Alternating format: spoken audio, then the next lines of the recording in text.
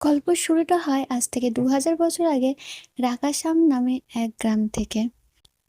এই গ্রামের মাঝখানে একটি বিশাল দুর্গ ছিল এবং সেই দুর্গের গভীরে বন্দী ছিল একটা ব্রহ্ম রাক্ষস।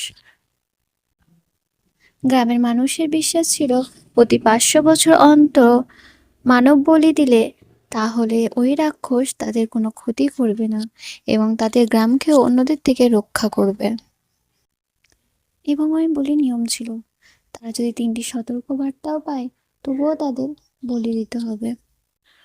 মূলত ২০০০ বছর আগে একবার বলি দেওয়া হয়েছিল, তারপর হয়েছিল ১০০০ বছর আগে।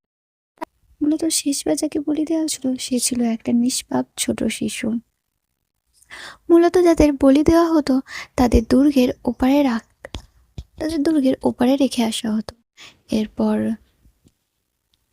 ভয়ঙ্কর সব শব্দ যা শুনলে গায়ে কাঁটা দিয়ে আসবে, এরকম শব্দ শোনা যেত। সেই সময় রাজা প্রতাপ বর্মা এই বলির একদমই মেনে নিতে পারছিল না। তার মনে হচ্ছিল এই রিচুয়ালগুলো সম্পূর্ণ ভুল, যত সম্ভব এই রিচুয়ালগুলো বন্ধ করা উচিত। সেই সময় এক সৈনিক এসে খবর দেয় দুর্গে ঢোকার জন্য একটি নতুন প্রবেশ পথ পাওয়া গেছে। আর এই মুহূর্তটাই ব্রহ্মরাক্ষসের উপর আক্রমণ করার সব থেকে মোক্ষম সময়। এরপর রাজা এবং সেনারা সেই ব্রহ্মরাক্ষসের ওপর ভয়ঙ্কর ভাবে যুদ্ধ লাগে এবং ভয়ঙ্কর বিষয় এটা হচ্ছে যে রাজা এবং তার সৈনিকরা ওই দুর্গ থেকে আর কখনোই ফেরে না। এরপর রাজার ছেলের হাতে একটি বিশেষ চাবি তুলে দেওয়া হয় আর তাকে বলা হয় তার বাবা যে ভুলটা করেছে সেই ভুল যেন আর কখনোই কেউ না করে, এটা তার দায়িত্ব। ভবিষ্যৎ প্রজন্মকেও এই রীতি চালিয়ে যেতে হবে। এরপর আর দেখানো হয় না। এরপর সালটা চলে আসে ২০২৬ সালে। এখানে আমাদের একটি বরযাত্রী ভর্তি বাসকে দেখানো হয়, যারা ওই গ্রামের দিকেই যাচ্ছে। চারি এবং তার ছেলে আনন্দ বাসের প্রত্যেককে ভুলভাল বুঝিয়ে একটি কালো সুতো বিক্রি করে। তারা মূলত বলে এই কালো সুতো পরলে কারো কোনো ক্ষতি হবে না, সবাই বিপদের থেকে মুক্ত পাবে, শুধুমাত্র দুর্গের কাছে না গেলেই চলবে। তখনই এন্ট্রি হয় মুভির মেন ক্যারেক্টার ভীরাবাবুর, যাকে সবাই ভালোবেসে ভীরু বলে ডাকে। সে মূলত প্রায় ১০ বছর পর আমেরিকা থেকে বাড়ি ফিরছে। এখানে তার সাথে দেখা হয় তার বাল্যকালের বন্ধু বালা রাজুর, আর তারা দুজনে একসাথে ওই বাসের মধ্যে ওঠে। ভীরু জানায় সে মূলত এই গ্রামে সুকন্যার সাথে বিয়ে করার জন্যই এসেছে।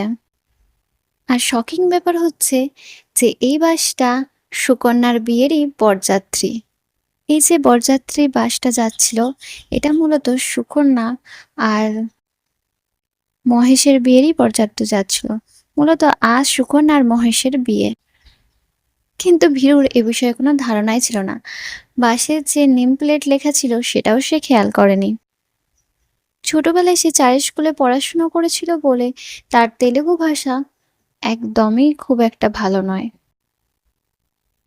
যাই হোক, গ্রামে আসার পর জানতে পারে সে একটি বড় গ্রামে আসার পর সে একটি বড় ধাক্কা পায়। সে জানতে পারে যে সুকন্যার এর আগে অনেক ছেলের সাথে রিলেশন ছিল, কিন্তু শেষ পর্যন্ত সে মহেশকে বিয়ে করার সিদ্ধান্ত নেয়। আর এত সময় ধরে সে ভীরুকে বোকা বানিয়ে তার কাছ থেকে টাকা, আইফোন সবকিছু হাতিয়ে নিয়েছে। আর এই কারণে গ্রামের সবাই ভীরুকে সুকন্যার বড় ভাই মনে করছিল। এসব শুনে ভীরু অনেক কষ্ট পায়। আবার ভীরুর দাদি এসব থেকে বড় অবাক হয়ে যায়, কারণ তাকে না জানিয়ে আমেরিকা থেকে সে গ্রামে এসেছে। এরপর বালারাজু ভীরুকে চারুর বাড়িতে নিয়ে যাওয়ার কথা বলে, কারণ চারু এবং তার মেয়ে শুভালক্ষ্মী এই বিষয়ে হয়তো তাকে কোনো সাহায্য করতে পারে। ভীরু আর বালু যখন শুভালক্ষ্মীর ঘরে যায়, শুভালক্ষ্মীকে ডাকতে বলে তারা কিছু গোপন কথা শুনতে পারে। চারু মূলত গ্রামের সারপঞ্চ পরশুরাম এবং তার বাবার সাথে কথা বলছিল। সে মূলত বলছিল গ্রামের মধ্যে খুব শীঘ্রই খুব ভয়ঙ্কর কিছু একটা ঘটতে চলেছে। আর এই ব্যাপারটা তারা গ্রহ নক্ষত্র অবস্থান থেকে বুঝতে পেরেছে, যদিও দিন তারিখ এখনো অবধি ঠিকভাবে জানা যায়নি। তখন শুভালক্ষ্মী এসে পড়ে, আমাদের মুভির মেন ক্যারেক্টার, মানে আমাদের নায়িকা। ভীরু আর বালু উঁকি দিয়ে কথা শুনছিল বলে তাদের দুজনকে বকাঝকা করে। ভীরু আর সুকন্যার সমস্ত ঘটনা খুলে বলে। ভীরু জানায় যে কোনো মূল্যে সে সুকন্যাকে বিয়ে করতে চায়, সুকন্যার বিয়েটা ভাঙতে হবে। তখন শুভালক্ষ্মী ভীরুকে একটি কাজল দেয় আর বলে যে সুকন্যার কোমরে এই কাজলটা এক ফোঁটা লাগিয়ে দিলে সে তার বশে চলে আসবে এবং সে যা বলবে সে তাই করবে এবং সুকন্যা তার বিয়েও ভেঙে দেবে। আর ভীরুটি সেই কাজটাই করার চেষ্টা করে, কিন্তু ভুলটা ঠিক তখনই হয় যখন সে সুকন্যার বদলে সুকন্যার মায়ের কোমরে কাজলের ফোঁটাটা লাগিয়ে দেয়। আর এবার ভীরু আর বালু দুজনাই ভয় পায়, কারণ তাদের মনে হয় এবার হয়তো সুকন্যার বদলে সুকন্যার মেয়ে তাদের বশে চলে আসবে এবং তার প্রেমে হাবুডুবু খাবে। তবে সৌভাগ্যবশত তেমন কিছুই হয় না, কিন্তু ভীরুর খুব কষ্ট হয় যখন সে সুকন্যা আর তার হবু বরের বিয়ে দেখে। এতে করে তার খুব রাগ হয়, সুকন্যা তাকে ধোঁকা দিয়েছে, সেই জন্য সে মদ খেতে শুরু করে। বালু এতটাই নেশায় বালু এতটা নেশাগ্রস্ত হয়ে যায়, সে নেশার ঘরে ওখানেই জ্ঞান হারায়। এবং বালু এই যে